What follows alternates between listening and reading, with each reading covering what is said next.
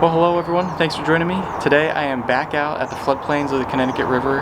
It is a lot greener than the last time I was here. The last time I was here was about the end of winter, and there's a lot of ducks and waterfowl on the water. Today the only waterfowl I'm finding are wood ducks. There's a whole bunch of wood ducks out here. There's a couple that have little ducklings as well with them. There's also a lot of kingbird activity and blackbird activity. There's some kingbirds that are still feeding their young, and there's also been a couple close flybys of some green herons, and also an osprey is fishing behind me. So I'm just going to hang out here and hopefully there'll be some more action.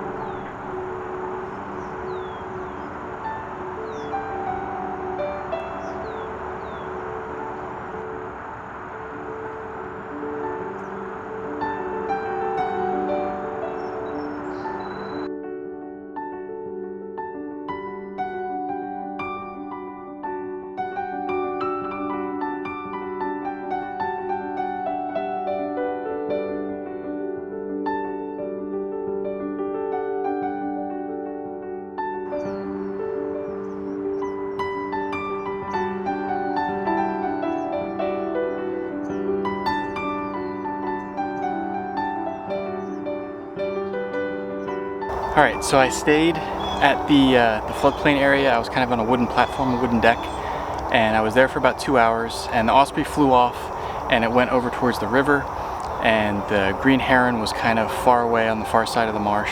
So I decided to pack up and actually head inland towards the river. I actually tried one trail, but I actually got chased off of it by mosquitoes even though I just put bug spray on. So I'm going to try to go down this way.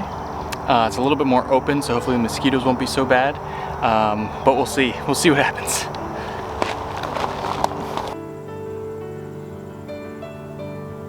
Well, I went down that trail a little ways. I made it about 100 feet, and then I was swarmed with mosquitoes. And I tried to stick it out, but then the trail got wet, and it was about 3 inches of water over the trail. So I decided to cut my losses and just turn around and come back. So I actually switched gears now. I went about a half hour away from the river up into the Highlands, the Western Highlands of Connecticut, and now I'm going to explore a little bit at this area. It's definitely a lot less mosquito-y, it's a lot wetter, it's higher up so there's less standing water, and we're gonna see what we can find here today.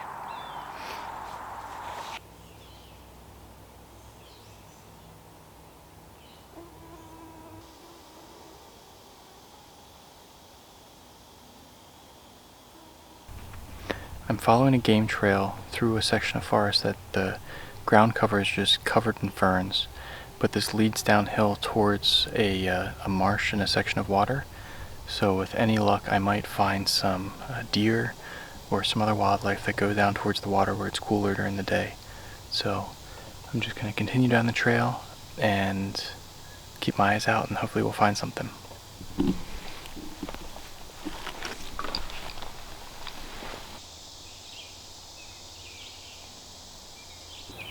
Okay, I paused from following the game trail. I'm actually just right off the game trail still. But I put on my camouflage and decided to sit down and wait here because there's a good amount of bird activity around me. There's some wood thrushes and vireos, and also some chickadees and tufted titmice, and I also heard, I believe, a yellow-bellied sapsucker hammering on a tree down this area as well. So I decided to just put on my camouflage, sit quietly, and I'm hoping that the birds might come a little bit closer to me. There's a lot of good perches of some down trees and down logs that are on the forest floor, which could be some good perching spots for some birds. So I'm hoping that if I sit here quietly, that something might come close enough to get some pictures of. So we'll see what happens. There's something chirping right behind me now, so hopefully something will come out. Been sitting here for about 15 minutes now, and the bird activity seems to have dispersed away from me. So I'm going to pack up and head out. One of the things that I do when I pick a spot to set up is I kind of set a set time frame of how long I'm gonna be there. That way, in case things don't come around, I usually give myself about 15 minutes to a half hour at a location, and that way, if things aren't working out, things aren't coming close enough to photograph, I just kind of have a set time frame to cut off and leave. Otherwise, you kind of end up sitting in one spot for too long, and you just kind of waste some time hoping that things will come closer. That way, I've been here for 15 minutes, nothing happened, okay, let's find another spot and move on. That way you can kind of use your time as efficiently as possible, but still give the wildlife a chance to come to you and actually get used to your presence. So it's been 15 minutes, so I'm going to move on and head down that way, find a spot a little bit closer to the water probably, and hopefully I'll have some better luck down that way.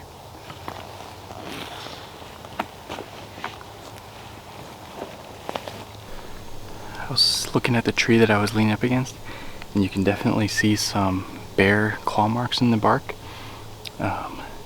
There's a couple spots pretty much right at the base, and then also a couple spots farther up the trunk. Let's see if you can see this or not. Spot there, you got three marks. You've got some spots here.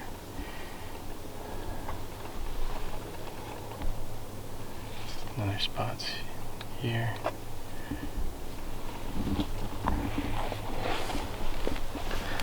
So definitely some activity. It's just a matter of finding them.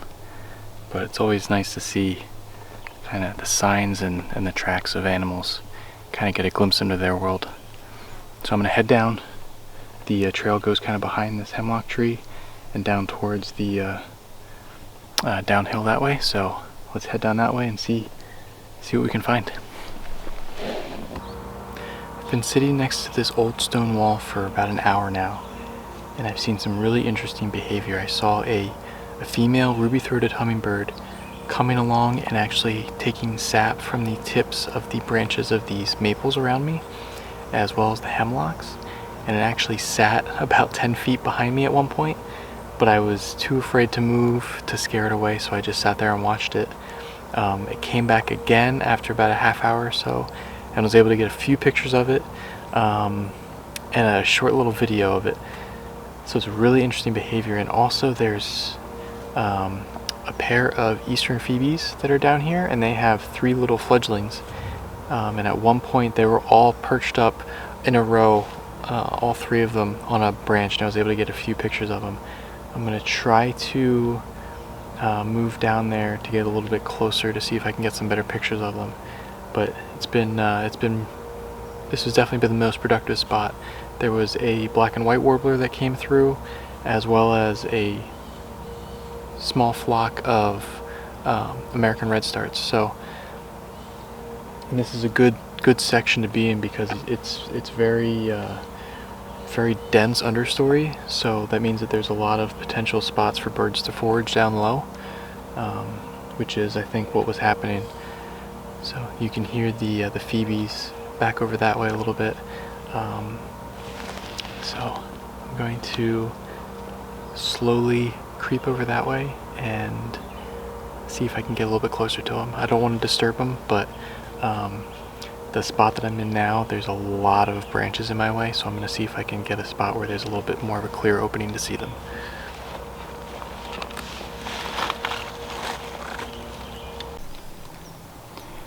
Okay, I found where the phoebes are. They're all perched up on a small little striped maple. So I'm going to see, I just need to creep a little bit farther that way, and hopefully I'll be able to get a clean image of them.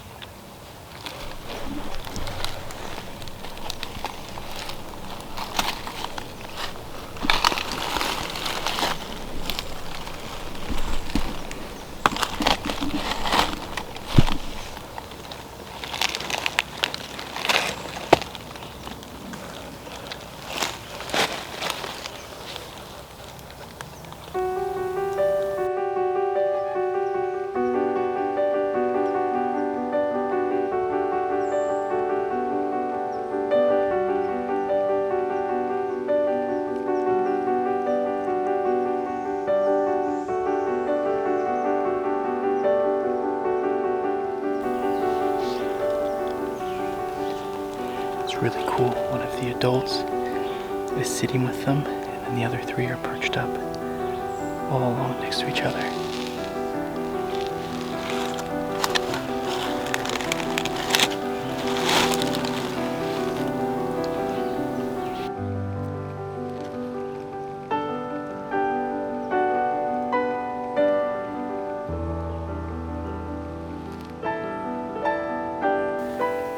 I think it's actually 4 fledglings.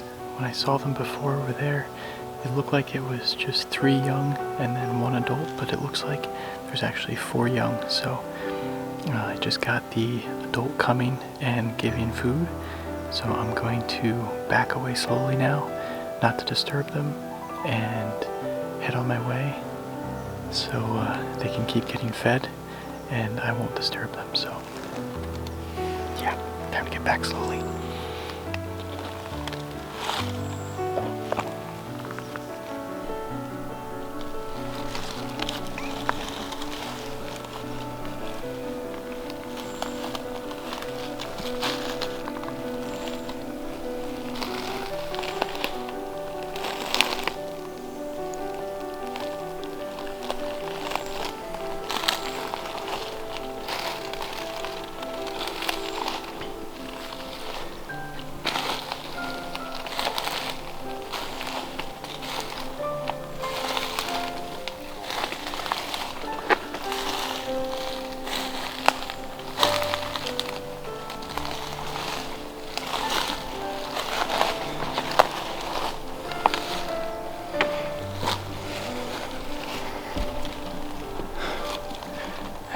As I was backing away, the other adult came and still handed off food.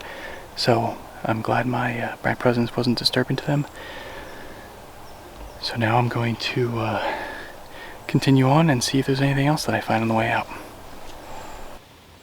I hiked my way back up the hill and towards the trail and didn't have much luck finding anything else to photograph.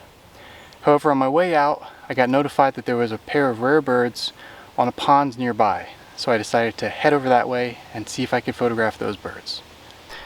Alright, I'm out at the other location where I've been told that these rare ducks are.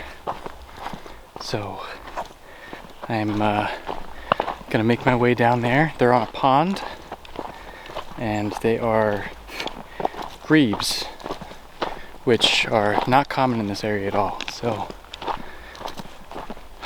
let's see if they're still there or not.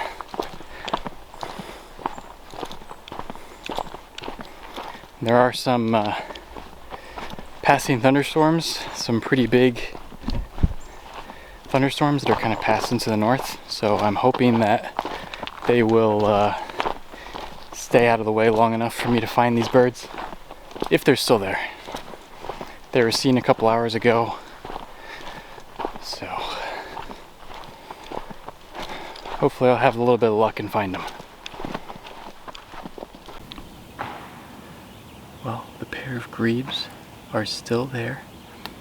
The only problem is they are out in the middle of the pond, and at least one of them is taking a nap at the moment. So we'll have to wait and see if they come a little bit closer and if they start to be a little bit more active. You can hear the thunder.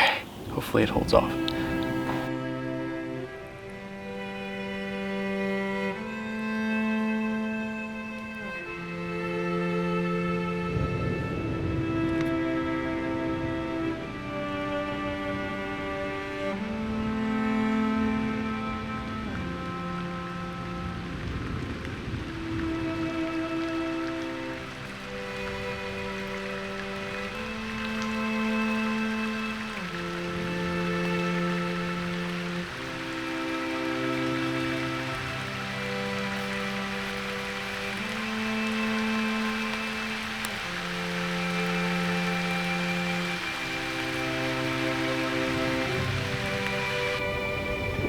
This is great.